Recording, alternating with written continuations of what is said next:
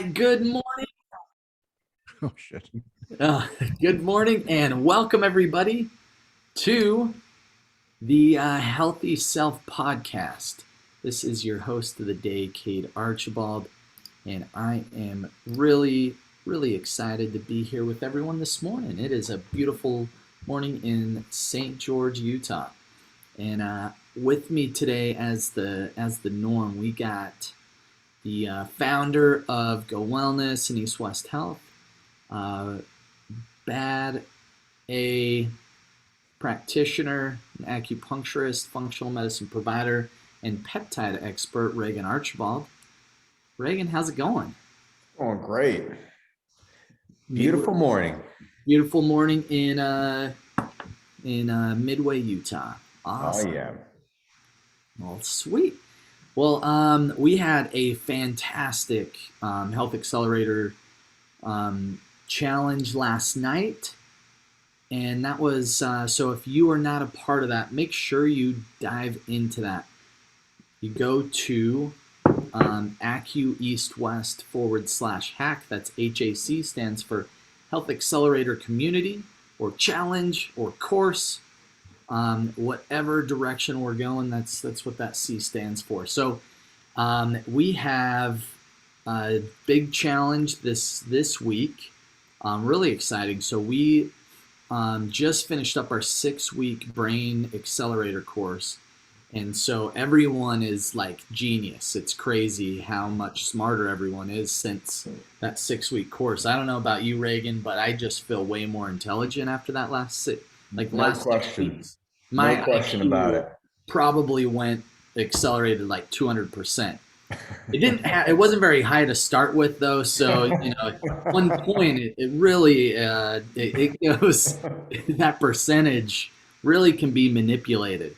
No, but it's been a great course. The challenge this week is to get some customized nootropics. So you can email Regan at gowellness.com. You can also email me at Cade, C-A-D-E, at gowellness.com. And I'll get some of the specifics, but we can help you dial in the best possible nootropic for you to optimize your brain health. One place you can go, and this is my like go to every single time, every day I'm taking this one, is Intergenius. And our show today is brought to you by The Smart Medicine. So you can go to thesmartmedicine.com. I'll post that in the chat box as well. And you can look up Intergenius. That is a really good. Oops, I just sent that to panelists. I need to resend that. That is a great nootropic. It's got a nice, even, equal blend. Really safe for really anyone. I don't know of anyone that would not benefit or have any contraindications with that. Right, Reagan? No. I think it's a really balanced formula. Beautiful. Well, you guys take a look at that one.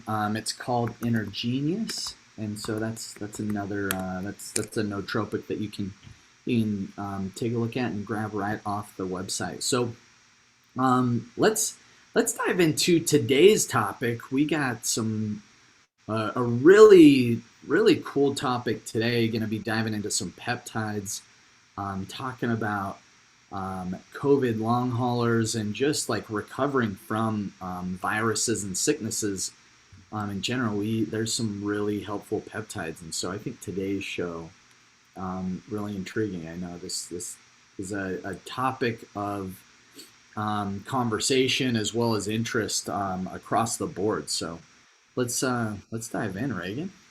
Yeah, so recently, well, not recently, for the last year at least, I've been talking to patients who have had COVID symptoms that have been lingering. And so they've said, well, what can I do? And what does this look like? And so we've found some successful strategies. And so as we are in the month of September, I made the challenge, and what we're offering is a $100 discount off of your entire functional blood chemistry lab review.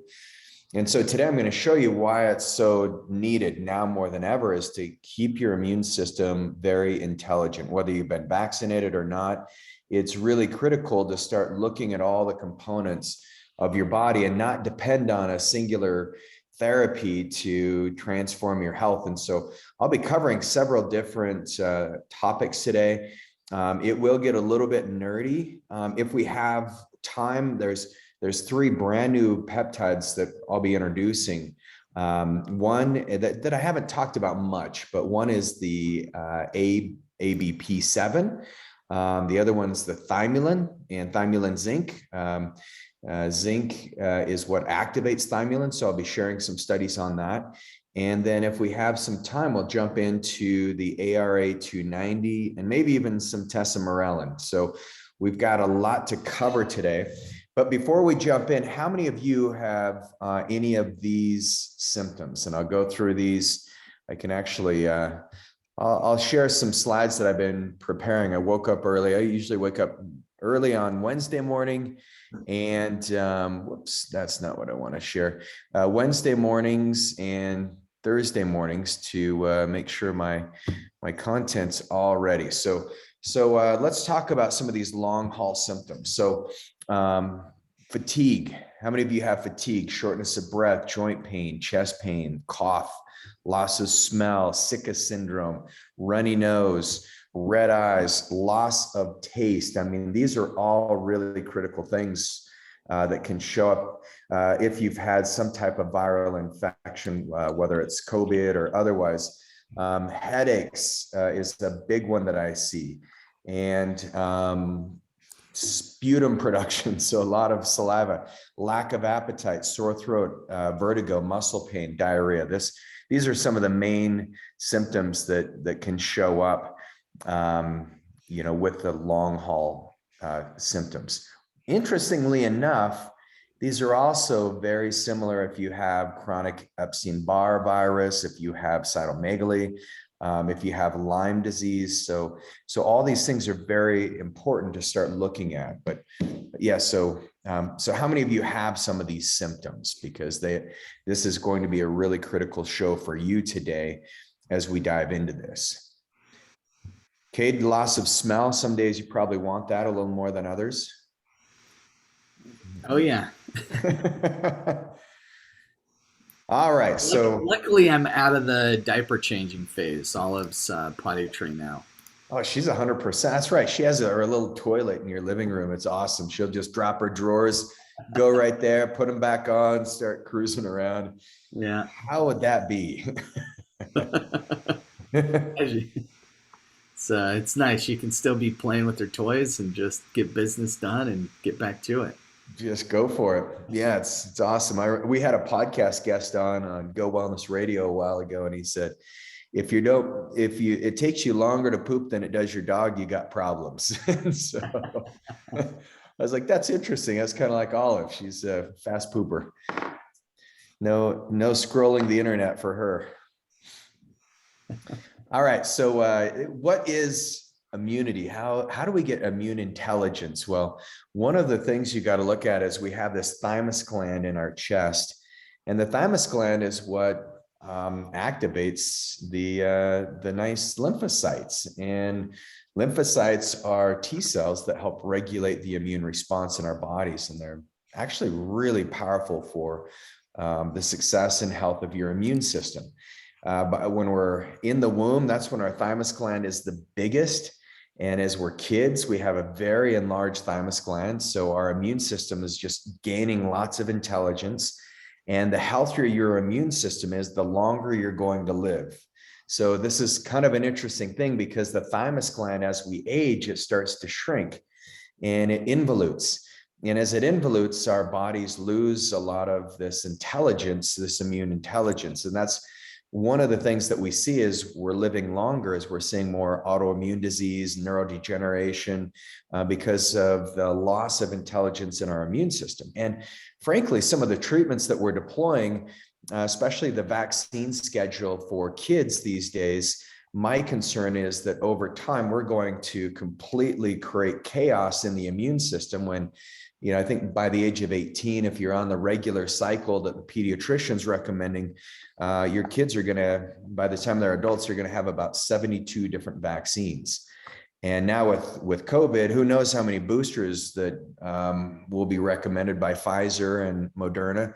But I could see the writings on the wall that this might be a every 6 month process, or now they're saying 5 months, and before it was 8 months. So what this show's about today is to give you some data that might actually help create more intelligence in your immune system, because the chaos and some of the confusion in our immunity is what's leading to a lot of autoimmune conditions and these chronic diseases that are more prevalent now than I've seen in my 20 years of practicing. So we'll share with you some ways you can create immune intelligence. So that's the big thing. And if for those of you who do any health coaching with Carly, she does this really cool tapping technique, and that's something all of us can do. Is you can tap right in the mid of your chest, you can tap up underneath your clavicle, you can tap underneath your eyes, and these are ways that you can stimulate some T cell production, some general ways. But today we'll talk also about some studies you can look at when it comes to peptides for stimulating the thymus gland. And I think you'll find it pretty interesting. So this is a very complex system. When you look at your immune system and the thymus hormones, some of the major thymus hormones are thymosin alpha 1. Cade, what do you know about thymosin alpha 1? Because you've used this and we've had it in our clinics for a long time. So thymosin alpha 1, I've used that. Really started using it significantly like last March 2020, when the big scare of COVID was coming out. That was something I started using on a daily. I was injecting my kids, just really doing whatever I could to amplify the immune system. My understanding, and Regan, you could probably communicate it better than I, but we have this little thymus gland, and it helps with T helper cells. And as we age, that thing almost becomes obsolete or just doesn't do a lot. And so if you're injecting or if you're getting your body some additional thymosin alpha, it can really help with enhancing your body's immune intelligence. That's it. Yep. What I do there. That was awesome. I mean, I think you did a phenomenal job, and so I can go into some more detail on that. But yeah, as we age, there's other parts of your body where T cell production comes from, but a lot of it's governed by our hypothalamus, our pituitary glands. Even your cortisol levels are going to have some type of impact on your white blood cells. Your body's regulating that, and if you have like a chronic infection, cortisol levels come up it's an anti-inflammatory hormone. So you're going to see there's just a lot of influence. But thymosin alpha 1 was initially discovered out of the Albert Einstein School of Medicine. It was Dr. Goldstein in the 60s. And he realized that there's a gene that gets expressed, and the thymosin alpha 1 is that gene that helps with T cell proliferation and T cell function. So that overall T cell function can also come from another peptide made by the thymus gland. Thymosin alpha 1 is one of those peptides. Thymopoietin is the other one. And then thymulin is the third one.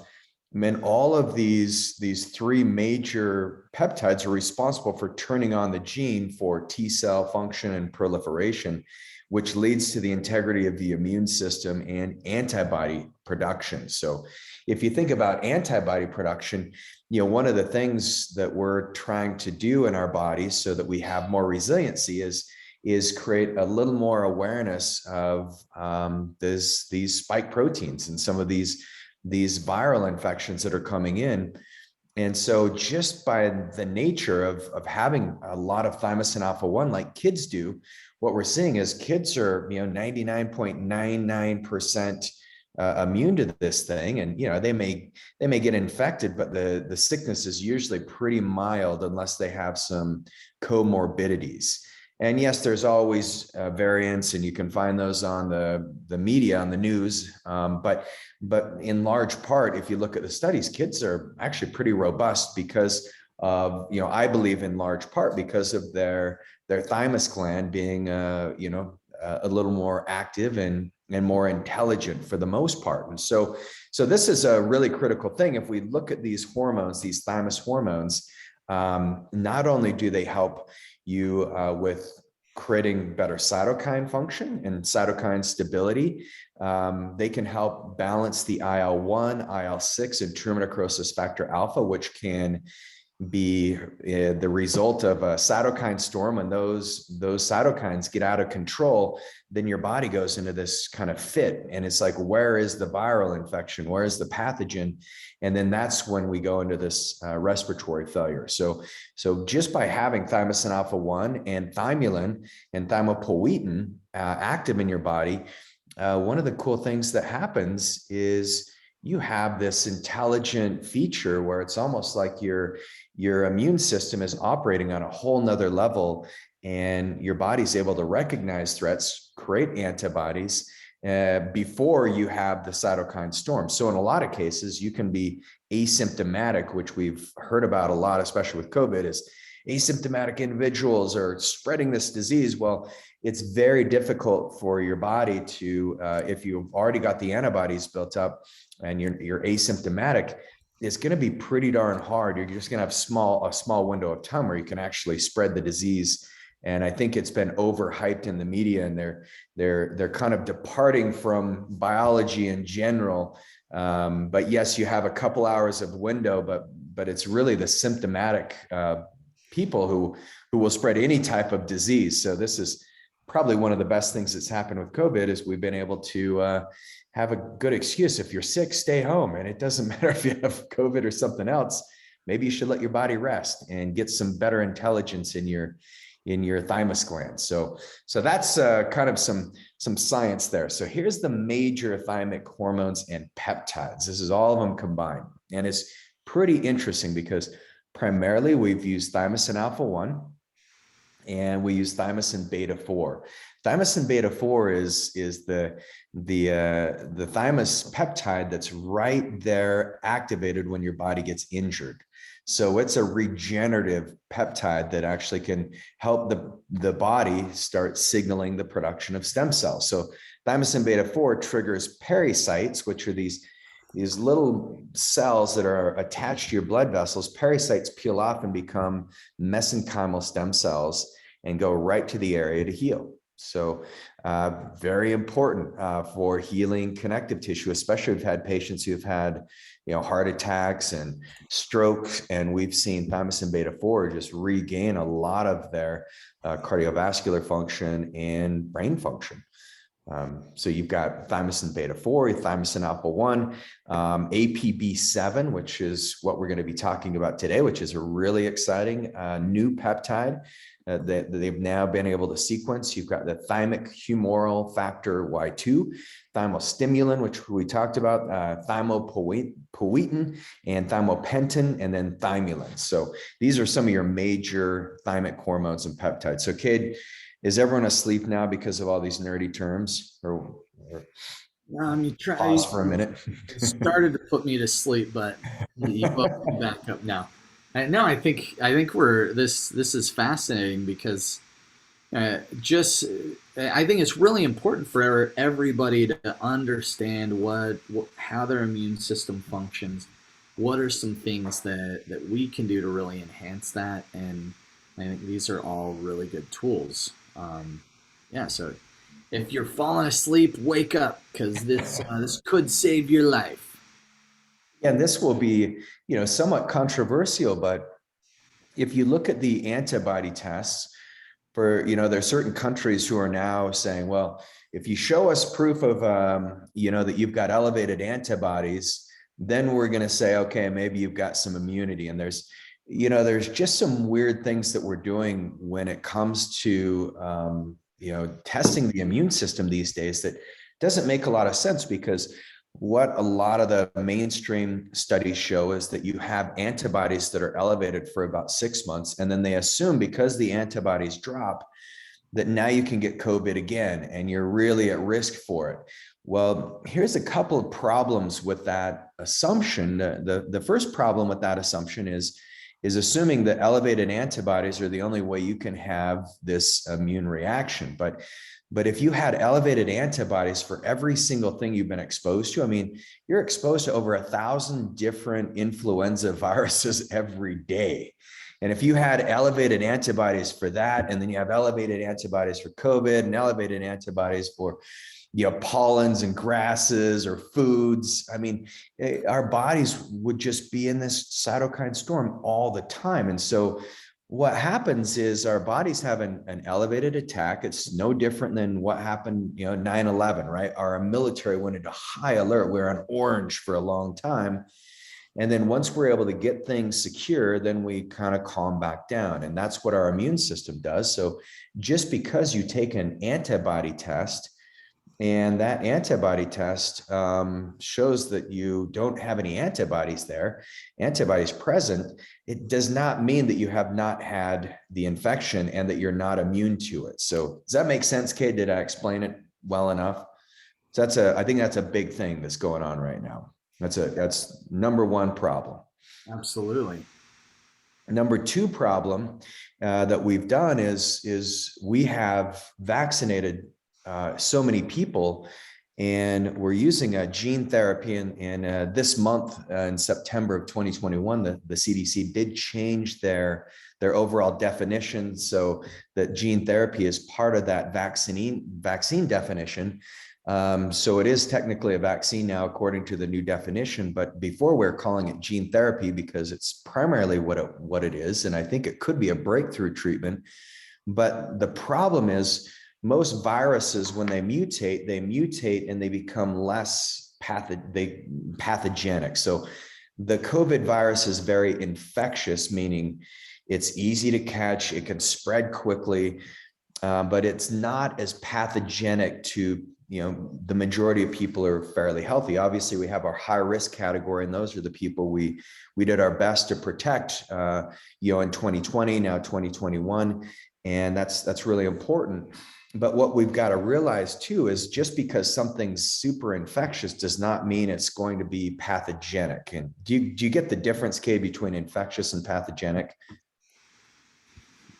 One is, you can get an infection of something and not even know it, right? Like you can test positive for COVID and be like, what? And then you get tested again, and that's a false positive. Nope. False positive. Nope. And you have 3 tests that all show positive, but no symptoms, right? Yeah. So that's infection, and then pathogenic is when it's actually showing up in like your like a disease. Pathogenic, yeah. So pathology is when your body goes into the disease state, and now you've got symptoms that show up. That makes sense. So those two distinct differences. So influenza, very infectious, not always pathogenic, right? COVID, same way. And what usually happens is you have a big influx of a viral infection, and then you have a certain amount of the population that are going to become pathogenic, right? But when you vaccinate everybody and then you quarantine, we all spread apart. One of the problems with this idea of herd immunity and natural immunity, which people forgot about for a minute there, is that when you put force and pressure on a bacteria or a virus, think about the antibiotic resistant bacterias that happen in hospitals, right? This is a big problem, is because we overuse the antibiotics, and now we have all these very dangerous strains of bacteria that are creeping up. And it's no different with viral infections. So we've now created this immunity for people. We've triggered the spike protein from an unnatural source. And now what we're seeing is the virus just mutated, but it mutated instead of in a weaker way. The concern is it's mutating in variants that might be more pathogenic. So once again, it's one of my big issues that I've always had with our Western medicine mentality is like seek and destroy, where we use basically militaristic thought processes to treat disease. Sometimes the side effect of the treatment can be worse than the disease itself, and that's my concern of what's going on right now. And only time will tell. This is a hypothesis, but those are the two big things you want to be aware of when it comes to these diseases, because it's not going away anytime soon. And the best thing you can do, I believe, is what we're talking about today. Yes, we have our lifestyle decisions, and we have our health accelerator challenges every week. So make sure you're doing those. But today we're going to dive into some of the science and therapies that I think can make your immune system. Actually, I don't think I've got research that I'm going to prove to you that man, if you can increase the intelligence of your thymus gland, you've got a great chance of getting through this and keeping yourself and your family healthy. Yeah.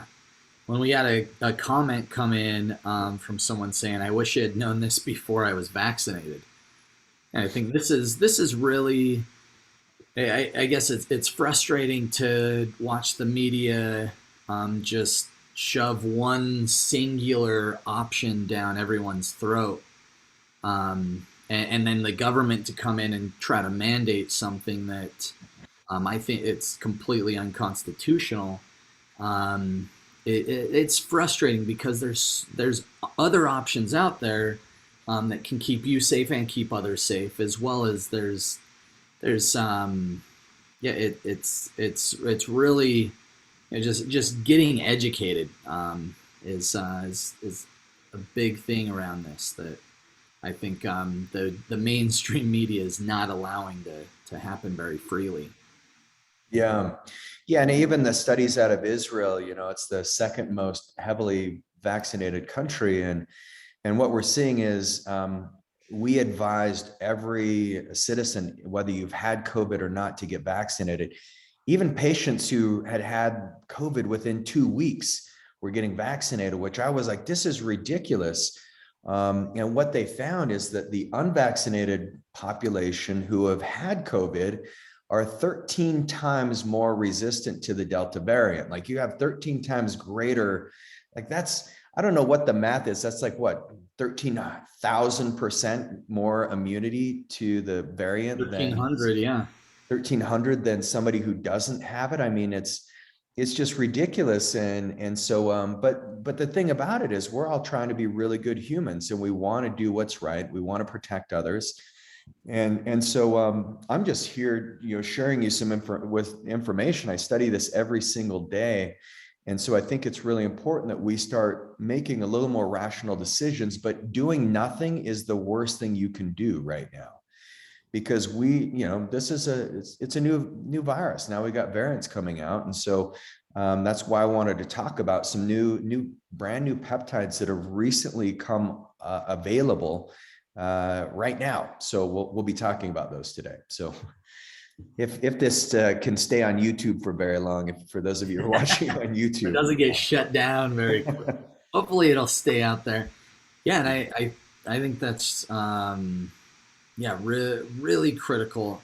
And I love how, we've talked about this before, but how you can actually like the interesting thing about any virus, anything that comes along, is it's almost like the virus can be a genetic upgrade to your immune system as you get exposed to some of these things. Like it's not necessarily this horrible thing that we're making it out to be. Now, yes, there's lives that have been lost, and there's some serious things that happen, but it is the way that our immune systems and our bodies evolve over time. Is all these different things come out, and it's just how we can get our body in the best possible shape to be able to handle whatever life or the environment throws at it. Yeah, I think that's an interesting point, Cade, is that, yeah, our whole genetic structure, we have a virome just like we have a biome, right? And so our bodies, our DNA, at least 50% of our DNA was engineered by viruses. And so that's what Cade means by an upgrade, is a virus can come in and just help our cells function just a little bit better. And so, yeah, the planet's changing, the seasons change, we are, biology is always evolving, and viruses are just one of those little features that can be here to help us. So yeah, so kids like, oh, well, let's just make friends with the scary little creatures, the invisible things. Right. Cool. All right, well, should we talk about thymulin a little bit and dive into Yeah. some of these peptides? Let's do it. Awesome. So thymulin, what it does is it repairs the ratios of T and B lymphocytes and their subpopulations. So these are really important parts of your white blood cells and your immune response. This is like upgrading your T cells and B cells, stimulates cellular immunity reactions. It enhances phagocytosis. So phagocytosis is essentially when you gobble up the pathogen and your body's like, nope, you're gone, and it renders it useless. So then you're shedding the virus and getting rid of it out of your body where it's inert. It stimulates regeneration and the blood formation in the event of their oppression. It improves cellular metabolism. So Thymulin's, pretty darn effective. So here's where you can see that there's a study. This was published in 2020 in the International Journal of Molecular Sciences. And the title of the study is The Thymus Pineal Gland Axis, Revisiting Its Role in Human Life and Aging. And it's a very interesting study because your thymus gland, your pituitary, your adrenals, your thyroid, all of these endocrine functions all connect to the thymus gland. I'll show you kind of what they pulled out. What they found is that thymulin, that singular peptide, it connects to your luteinizing hormone, your sex hormones. It connects to your thyroid hormone. So keeping your thyroid really healthy is one of the great ways you can increase and improve your metabolism and also your immunity. It helps with prolactin. It can downregulate it in certain cases because prolactin can be a bit aggravating, but IGF-1 and growth hormone. Thymulin is absolutely necessary for IGF-1 and growth hormone. That's where they looked at its role in aging, because the older we get, the less growth hormone we have. It helps with the ACTH and adrenal hormones. So that's really important. These are steroidal hormones or corticosteroid hormones made by the adrenal glands, and that's primarily your cortisol, but it can also be the epinephrine and norepinephrine. So thymulin is connected to all these different structures in the body. And if you look at it, one of the things that thymulin can do is it can be anti-inflammatory, which can calm down the immune system. And so realize that when there are symptoms from COVID-19, it's not fun. I mean, you can feel like you got a semi that parked on your chest. You can feel like your head's going to explode. I've had patients with massive gastrointestinal issues. I mean, painful gas and very explosive diarrhea. And so one of the things with thymulin is you get balancing of the interferons. Interferons are those peptides that are diving in. They're kind of scoping out the scene. They're kind of like snipers, but they get into the joint space and into the hidden areas of the body, and that's why you get achy. When you get the sniffles, Cade, and you get kind of achy and fluey. Yeah. That's interferons. Interesting. All right. Yeah, and so you can get the other thing that thymulin does. It helps with endorphins to help combat the pain. Thymosin alpha or tumor necrosis factor alpha, somatostatin. Somatostatin, once again, it can inhibit somatostatin, so you can get better growth hormone secretion. So I know we're getting a little too technical here, but I'll just summarize it. It helps with the nervous system, including your brain. It helps with the hormonal system and the immune system. Thymulin binds those three major structures in your body together. Very cool. And so if I'm those interferons, if I'm just like achy, sweaty fever, that's also your body's way of like shedding, like trying to get rid of whatever's attacking you. Am I right? Yeah, yeah, so there's the 5 Ps, and this is how you can get rid of pathogens. So you can puke it out, and all of us who have had food poisoning, holy smokes, I still can't eat at a Whole Food salad bar. I got food poisoning once from this, so Oh. every time I go by, I'm like, or portobello mushrooms is the same. Anyway, yes, so you can puke it out, you can pee it out, you can perspire it out. You said sweating, so you can perspire it out. You can, wait, we got puke, pee, perspire. You can poop it out. And then maybe there's 4. Anyway, I feel like there's one more, but those are the main ways that you can get rid of it. And then as we get fevers, it's actually really good because the fevers, what they're intended to do is they're pulling calcium off your bones, because phagocytosis is really important, but the pathogen has to be surrounded by ionized calcium.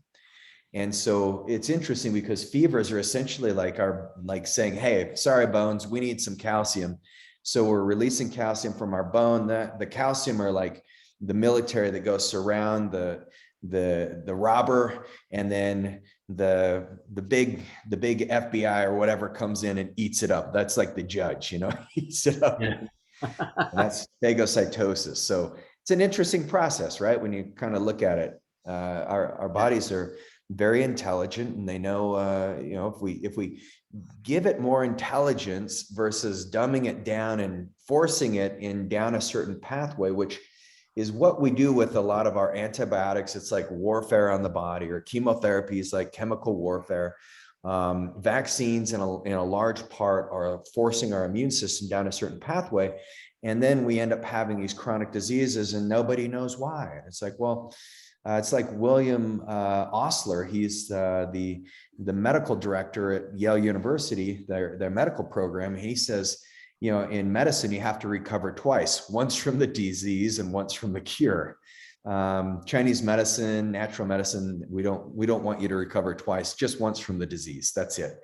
So here's some interesting things. Zinc and vitamin D have made a lot of headway in the news, as is ivermectin right now. A lot of people are, coming in, hey, I want to have ivermectin on hand. So this is, kind of an interesting thing. But one of the things we found with zinc is, yes, when your zinc levels are low, you're going to have a loss of taste.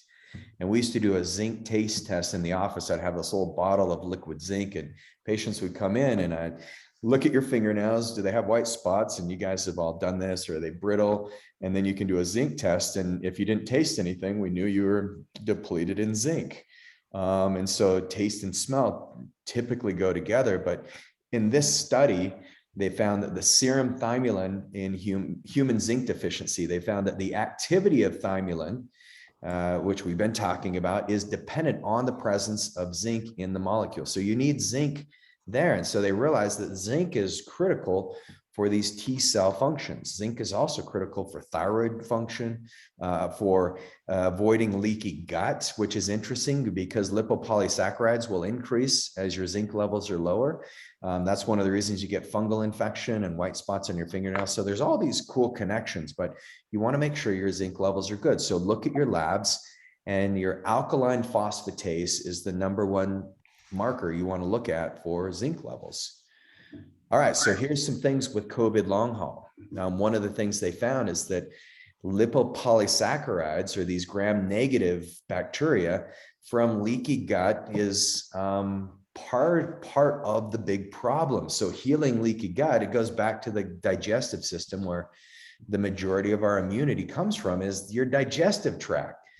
So when you're doing pizza and beer and Netflix, when you're quarantined, you're just creating this massive problem in your digestive tract and leaky gut. And that's where a lot of people, when they actually came out of their house, they got so sick. So So we have all these pro-inflammatory cytokines that are present in, or that are elevated in the presence of lipopolysaccharides. And so that's IL-1 beta, IL-2, IL-6, tumor necrosis factor alpha, and interferon Y, and IL-10. And so when you have the presence of thymulin, then thymulin can actually start to calm down those markers, which you'll see in a minute. So in some of the studies, they found that the patients who have COVID-19 long haul symptoms, they have these elevated numbers, and I'll show you a slide here. So this is from Radiance Diagnostics, and they have this cytokine 14 panel, and they look at all the major cytokines that can go along with COVID-19, and you can actually find that those are elevated. So there are ways of testing if you have, true long haul issues. So one of the very first places we want to start before we dive into complete treatment is looking at your lab markers. And Cade, we've been talking about this quite a bit this month, is telling all of you, like, hey, we've got, not only is it a difficult transition, one of the most challenging times of the year from an immune perspective, when we go from summer to fall, and then fall into winter. That's when our immune systems, whether it's during a pandemic or not, it's really important to get your health dialed in. And now is the time to do it, because we've got the fall equinox in just a couple of weeks, and then we're heading pretty quick into winter. Fall goes by fast here in Utah, so get these labs ran. But this gives you an example of just one of our overall panels where you can see from a functional perspective how well your body's doing. Yeah, no, and I think this is where, if you're, I'm sure there's people out there on our group that maybe haven't got the vaccine yet. They're trying to figure out if that's going to be a good option for them. And I know I like working with Dan Kellums. I watched one of his TikToks, but he's one of our colleagues, and he works really closely with us. And his kind of stance is, it's completely your choice, but you should always know what's going on with your health before you make a decision. And so if you're trying to figure out, okay, what's the best way that I can combat my this virus, or just enhance your health, really digging deep and getting some lab work is the best way to get started, because that can give you directionally the best possible direction, because there could be some things that would cause you to have more of a reaction to the virus or the vaccine. And so these are ways that you can really help mitigate that, is figuring out what's happening internally right now, and what things do I need to look out for and do to really enhance my immune system and enhance my overall health. Right. Yep. Yeah. So real critical thing. Here's what we're going to look at when it comes to your immune health. So we look at your neutrophils, your eosinophils, your lymphocytes, your basophils, your monocytes. These are all critical markers to see how healthy this is basically a snapshot of how your thymus gland is functioning. So really, really, really critical thing. So let's talk about, peptide number one is thymulin zinc.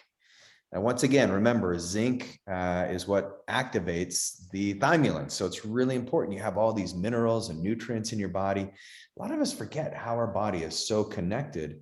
And so, once again, we know this is very useful. So it helps. One of the things that you can do is with thymulin zinc, this is one we use for the hair. It can be topically applied. You can do it injection. And that's very similar with the outcomes of thymosin alpha-1. And then the other one that's really exciting, this new peptide that I wanted to introduce today, is ABP7. So that's the actin binding peptide 7. And this is one of those thymus gland peptides. And so what it helps with is exocytosis induction. It helps with dermal wound healing, hair growth angiogenesis, tissue regeneration, re-epithelialization. So the epithelial cells are what's getting really damaged by this virus. It replicates in those epithelial cells, And that's where those spike proteins can become very toxic. Even from the vaccine, they can be toxic. And that's where, we're seeing strokes and some neurodegenerative issues. There's, to date, there's been over 14,000 deaths. And so, and over 500,000 reported adverse reactions. And a lot of those are from the epithelial cells. So it's anti-inflammatory. ABP7, it downregulates cytokine release. It inhibits premature apoptosis in the heart and inhibits premature apoptosis in the hippocampus of the brain. So it helps correct heart damage and helps with the brain. So heart and brain, really important things. So APB7, these are the two areas where people are getting hit the hardest with this virus. And so this is one of the reasons I'm so excited about this peptide. The other thing that it does is the APP7, it works on the thymosin beta 4 sites. And so this is interesting because remember the thymosin beta 4, we talked about that earlier, but thymosin beta 4 is actually responsible for activating these pericytes, not parasite, but sites, these structures that are attached to your blood vessels, and they turn into medicinal signaling cells or mesenchymal stem cells. And so, so this APB7 is one of the most novel peptide structures that you can use. We've got zinc, thymulin, zinc, and then you've got APB7. And so the way that you kind of differentiate the two, you'd say, well, if you really are looking for protection against the long haul COVID, zinc thymulin would be a great one to take. If you've got, maybe you're want to just stay ahead of the curve, maybe you've got some cosmetic stuff you want to work on at the same time. But really, I think APB7 is a little more superior because of its ability to address both the pathways of thymosin beta 4 and thymosin alpha 1. But it does it in a way that's works right on these endothelial cells, which are the area where we get the most damage from the disease, or even, unfortunately, when some people have reactions against the treatment. So, so very interesting things that you guys may want to consider. So, Cade, what are your thoughts on that?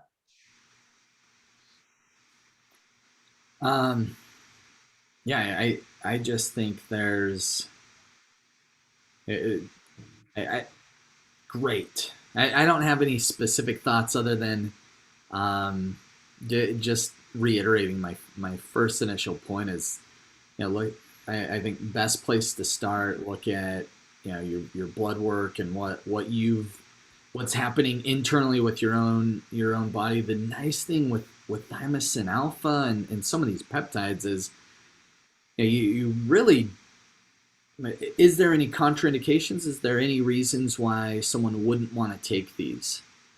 Yeah, and that's where it's really important that someone would want to, meet with one of our doctors and sit down and find out, because, in certain cases, if someone's got active cancer, these may not be the best because they are angiogenic. So it might not be the best course of action. There may be other things you can do in place of it. So that would be one of the areas of contraindication. But otherwise, the beautiful thing about peptides, and once again, we're not making any medical claims here or giving any medical advice, but peptides are just, they're a bypass for us to get right into that cellular expression that allows your body to start regaining intelligence. So, I mean, that's the overall thing about it. Chinese medicine's no different, using these herbal substances and plant substances and active ingredients in nature to turn on different healing properties. It's no different. Peptides are just more selective, and we know the pathways they can turn on and turn off, which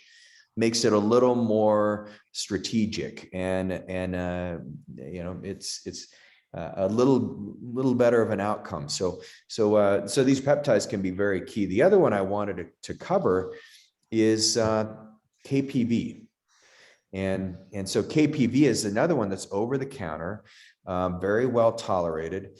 It has potent anti-inflammatory impacts. It's been shown in animal studies to be safe and effective when administered orally. because the APB 7 is an injection. The zinc thymulin can be oral. It can also be an injection. But KPV is just oral, and we've got it in our clinics. So this would be a great way that you can use it. Here's the study where you find that KPV actually helps with the inflammation in the gut. And so for colitis, for example, it's been studied very heavily, but they found in this particular study with inflammatory bowel disease that the mice who had inflammatory bowel disease and colitis, who were drinking, they had KPV in the drinking water, actually had pro-inflammatory cytokines that were stimulated. The pro-inflammatory cytokines became absent in the presence of KPV. So it had a very dramatic anti-inflammatory effect, and particularly working on the NF-kappa beta pathway. So pretty interesting. Just put it, if your mouse has colitis, Cade, you can, your pet mouse, you can now put KPV in its drinking water and you'll heal its colitis. So yeah, KPV, the studies also show it helps with cystic acne, Crohn's disease, ulcerative colitis, irritable bowel, eczema, psoriasis, mold, Lyme, and even has some potential with MS or inflammatory skin and eye conditions, allergic asthma, arthritis. But the core of where it's working on is it's another one of these peptides that works on the endothelial cells, and it helps create more immune intelligence, particularly on the melanocorticoid sites. And so it's KPV is very similar to melanotan 2, except you don't get the tanning from this particular peptide, but you get the immune enhancing properties. And so this is another study where they look.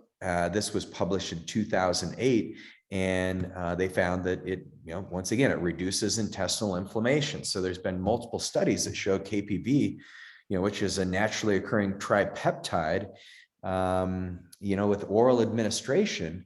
It helps, here's another one in 2016. It helps effectively alleviate ulcerative colitis. And so the reason why I bring this one up and I circle back around is, if you remember the COVID long haul symptoms, the researchers were able to identify that elevated levels of LPS, or lipopolysaccharides, which is what's present with leaky gut. That's the way you can test leaky gut, that and zonulin. With leaky gut being prevalent, you're going to have more long haul symptoms. And so by using this oral version of KPV, they found that you're able to decrease the damage from the mucosa damage in the intestines and downregulate tumor necrosis factor alpha. And so you can see the overall diagram here that the researchers created, where you can see that intestinal barrier being pulled apart in these colonic epithelial cells. And then you can see the KPV activates the wound healing and anti-inflammatory process in the lumen of the colon. And anyway, there's some interesting things that each one of us can do to get our body's health back on track and to start healing again. We have a whole series we call Never Stop Healing, because if you keep looking and opening up your body's pathways, the body can heal itself. And no matter how scary things look out there, it's really important that we take a step back and we say, well, what can I do internally? How can I turn on the most pathways, no matter what age I'm at? How can I get my body to respond favorably to the world we live in? Because you're going to live in this world a long time. And I think there's two choices that we have. One is we can turn it over to something else and have an external force that just manipulates our immune system to behave in a certain way. The second way we can do it is we can actually start increasing our body's own intelligence, so that our body can recognize exactly what it needs to do, and hopefully that will help us all. And once again, there's a choice that needs to be made right now, and hopefully we gave you some good information about some interesting therapies that are out there that are well studied and very safe, and I find them to work really well for me. Love it. That was incredible. I don't know about you guys. That gives me way more clarity and and comfort around, just this whole process is just knowing we can take control of our own health. We don't need any external force or any government agency to tell us what to do. Is you can take control of your own health, and work with a provider that you trust really, and does some research and dives into this. And so I know we had a couple of questions on the KPV product. Give us a call if you want to get more information on that. I think that could be helpful. We can ship that out to you, as well as you can just come to the office. It's 801-872-8699 for those of you on the radio. Regan, amazing content today as usual. Thank you so much for putting it together and putting it together for everyone else. And love you guys. We'll be back same time, same place next week. And make sure visit thesmartmedicine.com. Check out Intergenius for nootropics. This is the week's challenge is brain health, so get that again. Christy, our phone number is 801-872-8699. 801. I'm going to type that into the chat box just so you can have it easily available to you. And yeah, really appreciate everybody. We'll be back same time, same place next week. Tell all your friends, family about the podcast and the show. Share the links. We want to get this message out to everybody we possibly can. If you ever want to check out recordings, we house those on yourhealthyself.com. You can get all the recordings of the shows, and then we're also published on, I believe, iTunes, your traditional podcast places. So love you guys. We'll see you next time. Bye-bye.